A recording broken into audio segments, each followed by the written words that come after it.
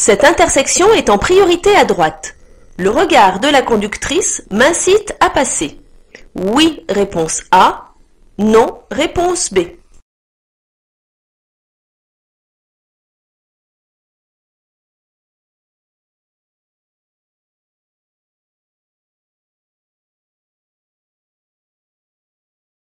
Vous circulez en agglomération et arrivez à hauteur d'une intersection régie par une priorité à droite. La conductrice du véhicule vous regarde. Elle vérifie ainsi que vous avez bien tenu compte de sa présence et que vous allez vous arrêter comme il se doit. Vous ne passez pas, mais lui cédez le passage. Ces échanges de regards entre conducteurs permettent ainsi de circuler ensemble, sans prendre de risques inutiles. Réponse B.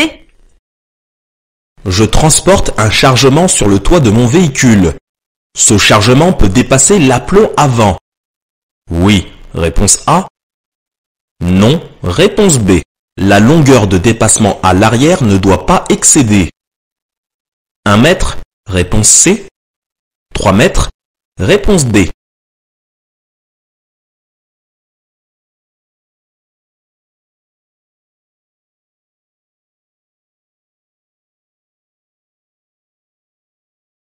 Lorsque vous transportez un chargement sur le toit de votre véhicule, ce chargement ne doit pas dépasser l'aplomb avant. Il peut dépasser à l'arrière jusqu'à 3 mètres maximum. Cependant, au-delà d'1 mètre de dépassement, vous devez prévoir un dispositif réfléchissant, associé d'un feu rouge en cas de visibilité réduite. Réponse B et D. Ce voyant allumé indique une élévation de température dans le circuit de refroidissement. Réponse A. L'activation de dégivrage de la lunette arrière. Réponse B. La mise en route du feu de brouillard arrière. Réponse C. Le préchauffage du diesel. Réponse D.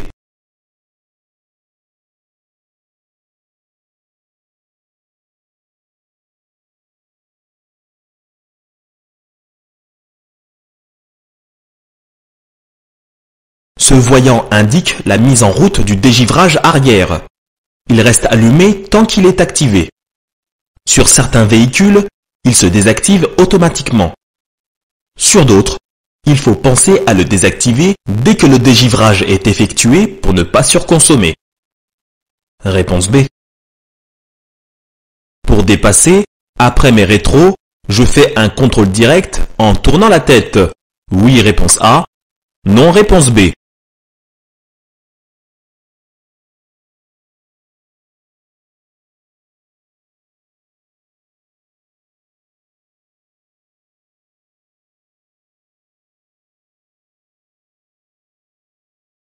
Vous circulez sur une route de type 2 fois 2 voies séparée par un terre-plein central.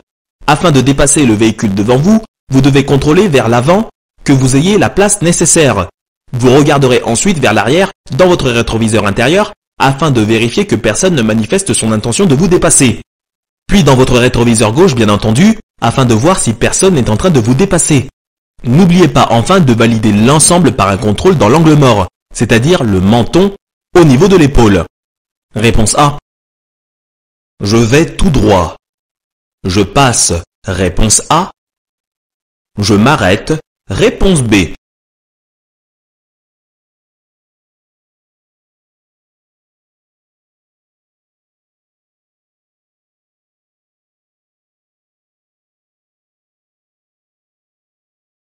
À cette intersection, les feux tricolores sont en forme de flèche.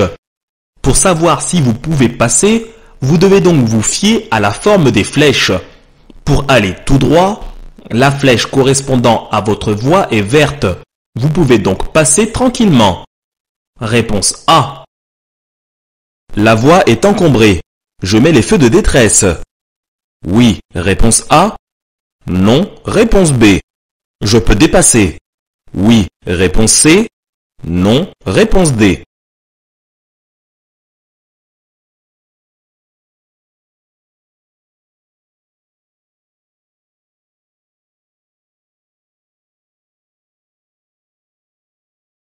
Même si la voie sur laquelle vous circulez est encombrée, vous devez patienter. La ligne continue sur votre gauche indique qu'il est strictement interdit de dépasser à cet endroit. les deux fils sur votre gauche étant réservés à la circulation en sens unique. Dans le cadre d'une file ininterrompue, la règle impose au dernier véhicule d'actionner ses feux de détresse pour avertir les autres usagers. Dans cette situation, un véhicule est déjà derrière vous. Vous n'avez donc pas à actionner vos feux de détresse. Réponse B et D. En marche normale sur l'autoroute, je ne dois pas faire demi-tour. Réponse A. Circuler sur la voie de gauche. Réponse B. Circuler sur la bande d'arrêt d'urgence. Réponse C. Circuler à moins de 80 km/h. Réponse D.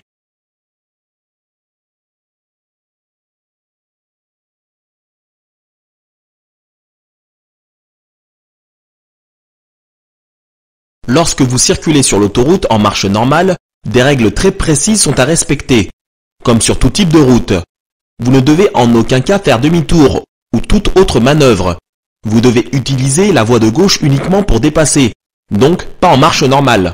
Vous pouvez utiliser la bande d'arrêt d'urgence, telle qu'elle est prévue, à savoir en cas de panne, d'accident ou de malaise. Mais vous ne devez pas circuler dessus. Enfin, il n'y a pas de vitesse minimum imposée sur l'autoroute en marche normale, sauf sur la voie la plus à gauche, où vous ne pouvez circuler à moins de 80 km/h. Réponse A, B et C. Le fait que je sois fatigué entraîne une augmentation de mon attention, réponse A, une augmentation de mon temps de réaction, réponse B, une conduite plus apaisée, réponse C.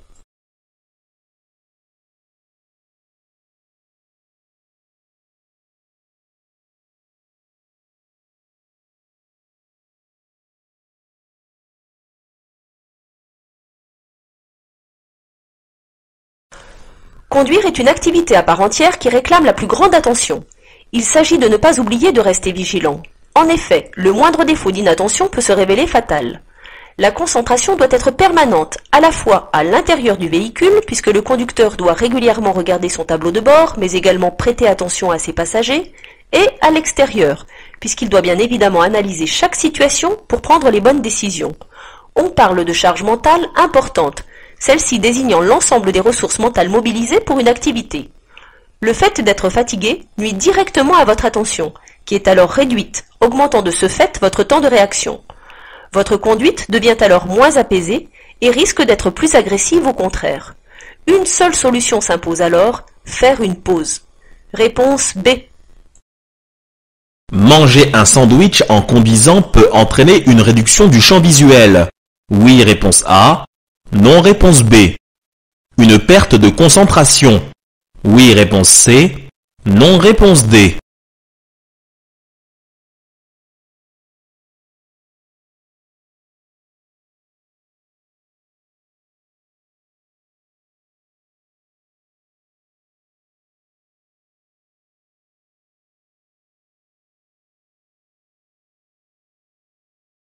L'utilisation d'un objet tenu en main, hors téléphone, n'est pas interdit en tant que tel. Cependant, d'après l'article R412-6, ce qui est répréhensible par la loi est l'utilisation de l'objet qui empêche la tenue correcte du volant à deux mains. Le principe retenu pour verbaliser se concentre essentiellement sur le temps passé à effectuer un geste au volant et l'encombrement de l'objet utilisé. Ainsi, manger un sandwich peut déconcentrer le conducteur qui reporte son attention sur le sandwich plutôt que sur la route. Le champ visuel est alors réduit et la concentration moindre. En cas d'accident, le fait de manger un sandwich au moment de la collision pourrait être un élément retenu contre le conducteur. Réponse A et C. L'étiquette énergie donne des renseignements sur le type de véhicule. Réponse A. Le taux d'émission de CO2. Réponse B. Le prix du véhicule. Réponse C. La classe énergétique. Réponse D.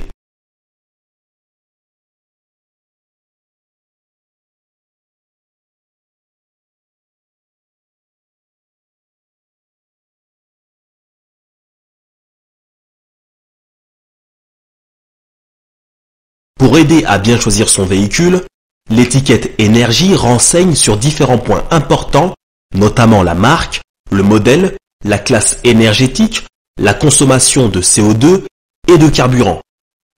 C'est une véritable fiche d'identité dont il faut prendre connaissance avant tout achat de véhicule neuf. Réponse A, B et D. La vitesse est limitée à 50 km/h. Je ralentis à 30 et je passe, réponse A. Je klaxonne, réponse B. Je m'arrête, réponse C.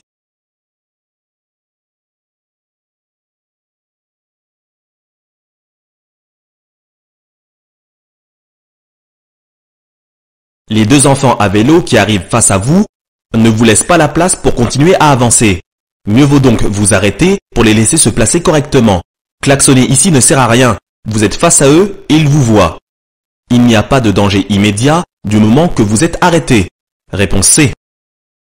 En cas de panne dans un tunnel, je dois mettre le gilet haute visibilité et le triangle. Oui, réponse A. Non, réponse B. Je dois rejoindre une niche de sécurité, réponse C. Une issue de secours, réponse D.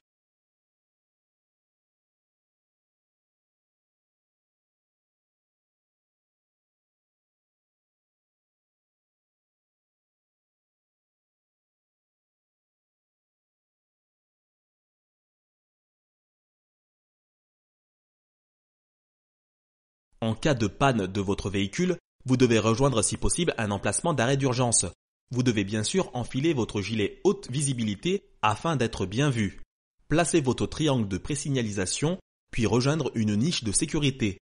Dans ce type de niche, vous trouverez une borne d'appel d'urgence afin d'appeler les secours. En cas de panne, vous n'avez pas à rejoindre d'issue de secours. Ce type d'issue étant réservé en cas d'incendie et vous permettant de rejoindre l'extérieur ou un autre tube du tunnel.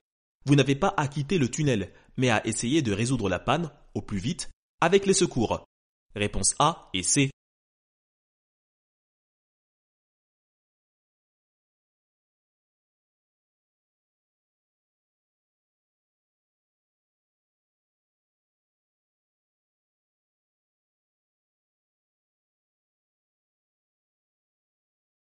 Le véhicule noir reste dans la voie du milieu. Je peux le dépasser par la droite. Oui, réponse A. Non, réponse B. Je dois ralentir. Oui, réponse C. Non, réponse D.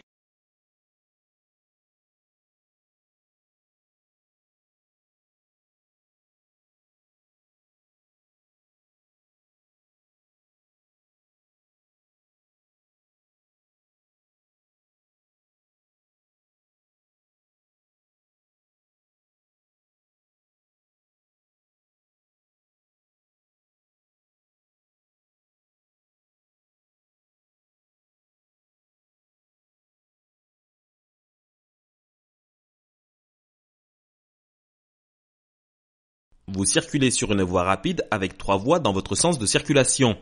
Le véhicule qui roule sur la voie du milieu reste à allure constante et ne s'est pas rabattu sur la droite comme il aurait dû. Cela ne vous autorise pas pour autant à le dépasser par la droite. Ce dernier est seulement autorisé dans 2 situations. Lorsque vous vous trouvez derrière un véhicule arrêté, souhaitant tourner à gauche, et que l'espace est suffisant sur la droite, ou lorsque la circulation se fait en fil ininterrompu. Ici, vous ne rencontrez pas un de ces 2 cas.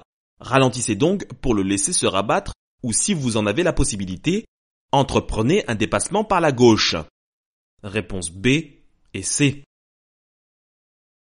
Je peux démarrer. Oui, réponse A. Non, réponse B.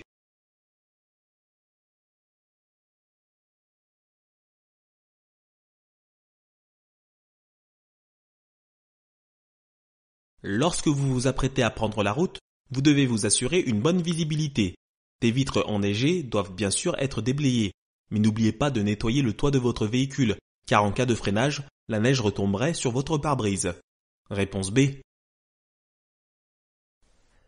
Le contrôle technique de mon véhicule s'effectue. Sans démontage, réponse A. En démontant une partie du moteur, réponse B.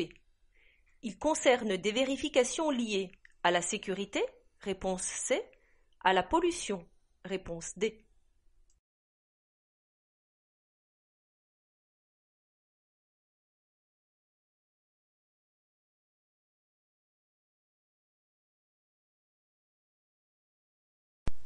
Toutes les vérifications réalisées lors du contrôle technique s'effectuent sans démontage.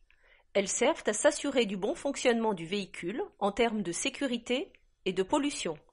Réponse A, C et D.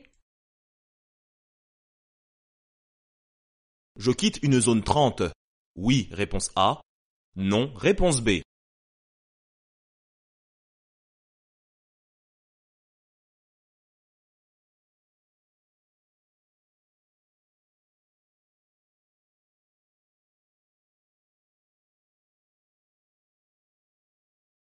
Ce panneau indique effectivement une fin de zone 30. Vous quittez une zone. Les feux stop s'allument. Lorsque je tire le frein à main, réponse A. Lorsque j'appuie sur la pédale de frein, réponse B. Les voitures neuves sont équipées de 2 feux stop, réponse C. 3 feux stop, réponse D.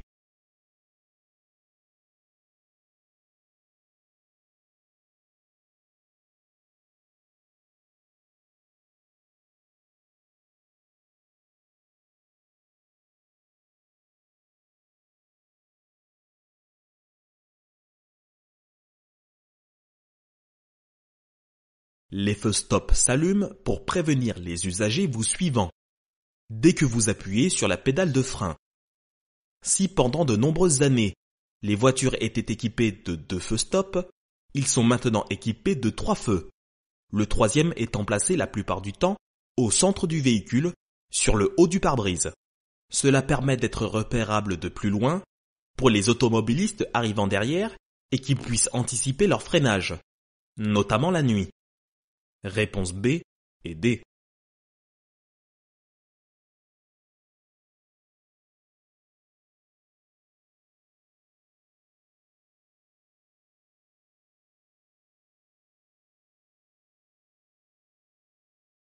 La vitesse maximale autorisée de ces poids lourds est de 90 km/h, réponse A.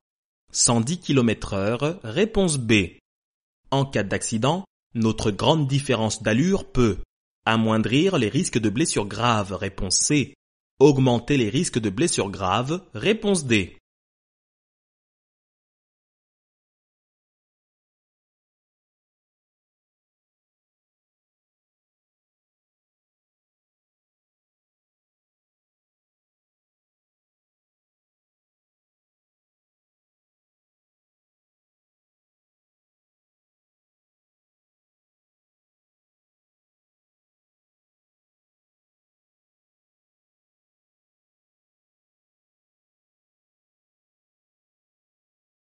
Vous circulez sur une route de type 2x2 voies séparée par un terre-plein central. Votre vitesse est limitée à 110 km/h, comme le stipule le panneau. En revanche, la vitesse maximale autorisée pour ces poids lourds n'excède pas 90 km/h. Il existe donc une grande différence d'allure entre vos véhicules. Vous devez rester extrêmement prudent car, en cas de choc, le risque de blessure grave est d'autant plus important que la différence de vitesse est importante. Restez donc très vigilant. Réponse A et D. Sur le permis de conduire peuvent figurer des mentions concernant le conducteur. Oui, réponse A. Non, réponse B. Concernant l'aménagement potentiel du véhicule. Oui, réponse C. Non, réponse D.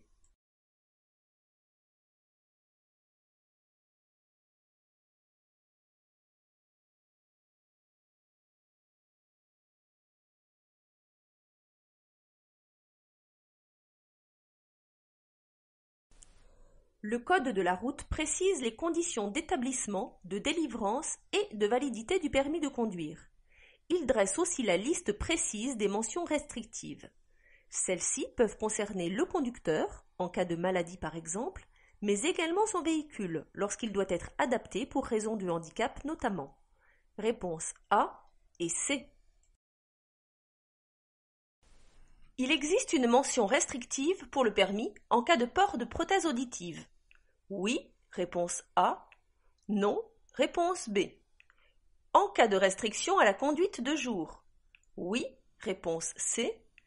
Non, réponse D.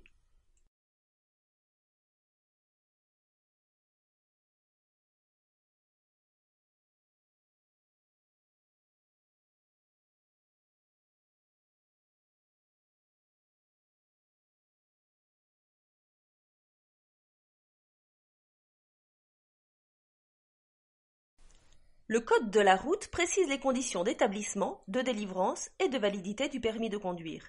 Il dresse aussi la liste précise des mentions restrictives. Celles-ci peuvent concerner le conducteur, en cas de maladie par exemple, mais également son véhicule, lorsqu'il doit être adapté pour raison de handicap notamment. Chaque mention indiquée correspond à un item précis.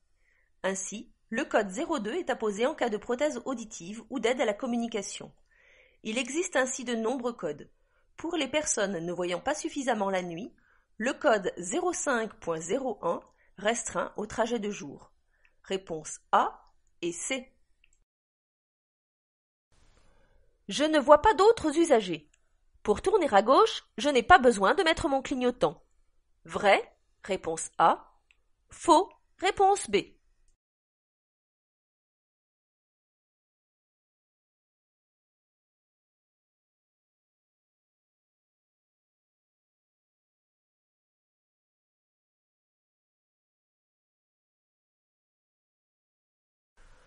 Vous circulez hors agglomération sur une route étroite. Vous ne voyez personne autour de vous, mais peut-être que des usagers se trouvent un peu plus loin sur la gauche. La règle est de devoir impérativement indiquer les changements de direction, en actionnant le clignotant avant d'arriver à l'intersection où l'on souhaite tourner.